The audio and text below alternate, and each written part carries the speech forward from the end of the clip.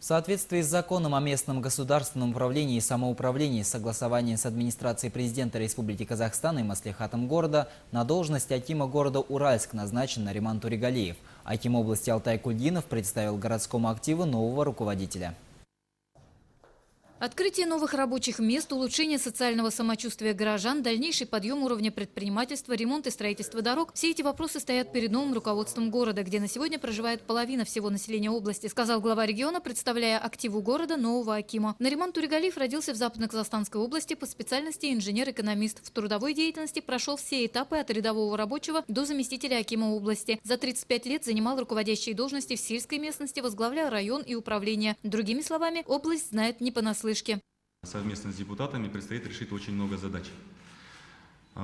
Это в первую очередь реализация государственных программ, утвержденных главой государства, а также все те задачи, вытекающие из этих поручений. Я думаю, Нариман Турегалиевич, ваш опыт работы в различных структурах, знание региона, а также всех коллег поможет вам в этом решить на качественно высоком уровне все вопросы. Новый аким Уральска заверил актив, что приложит весь свой опыт и знания для продолжения и приумножения достигнутого за последние годы в городе. Уважаемые коллеги, уважаемый Алтай Сидирович, большое вам спасибо за оказанное доверие. Назначить меня на столь высокую и ответственную должность я со своей стороны приложу все усилия, знания и весь мой накопленный опыт для выполнения всех задач, поставленных главой государства. Ветераны труда, депутатский корпус и все присутствующие поздравили Наримана Турегалиева с назначением на важный пост и выразили готовность поддерживать его во всех начинаниях. Мы его знаем не только по работе в нашем регионе, в районных центрах. Поэтому товарищ достойный, современный руководитель.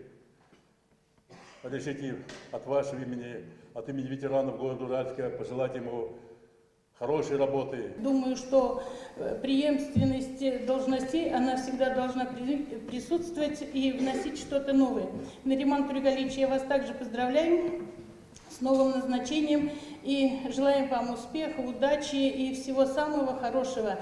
А мы настроены на совместную работу. А работы предстоит много. Главное – определиться с приоритетами и согласовать их с общественными советами. Ориентиром в комплексном труде должна стать утвержденная программа территориального развития, подчеркнул глава региона. Мы уже неделю с коллегами работаем со своими. Проводится большая аналитическая работа. Каждому акиму района уже дано поручение. Вы знаете, что в Западно-Казахстанской области принята программа территориального развития.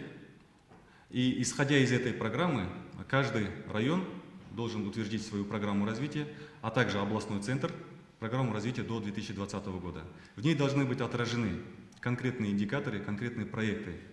То есть, если мы говорим сейчас, все проблемы делятся на приоритеты. Одна из основных проблем, которые нужно решать, это улучшение качества дорог. Значит, в 2016 году сколько дорог какой бюджет предусмотрен? Проекты уже готовятся.